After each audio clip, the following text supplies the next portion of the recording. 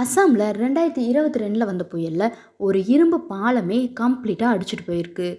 இந்த இரும்பு பாலம் அடிச்சிட்டு போய் ஒரு சில வினாடிகள்லேயே இருந்த இடம் தெரியாமல் அந்த இடம் மாறி இருக்கு.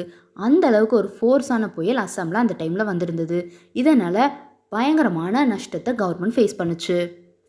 அடுத்தது 2022 யூரோப்பில் வந்த இந்த புயலில் பார்த்தீங்கன்னா, அப்போ தான் புதுசாக கன்ஸ்ட்ரக்ட் பண்ண ரோடு எல்லாமே பயங்கரமாக டேமேஜ் ஆகிருக்கு.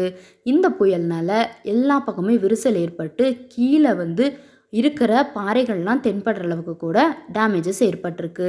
பயங்கரமான ஃபோர்ஸாக வந்த இந்த புயல்னால் அங்கே இயல்பு நிலை திரும்பறக்கு 4-5 மாதங்கள் கூட ஆனதாக சொல்கிறாங்க. ரீசெண்டாக பஞ்சாபில் வந்த இந்த புயலில் லேண்ட்ஸ்லைட்ஸ் ஏற்பட்டு அங்கே ஓரமாக கட்டப்பட்டிருந்த வீடுகளும் வாகனங்களும் எல்லாமே தண்ணியோட தண்ணியாக அடிச்சுட்டு போயிருக்கு. அடிக்கடி இந்த மாதிரியான விஷயங்கள் நம்ம கேள்விப்பட்டே தான் இருக்கோம். முடிஞ்ச அளவுக்கு சுற்றுச்சூழலை பாதுகாக்க நம்ம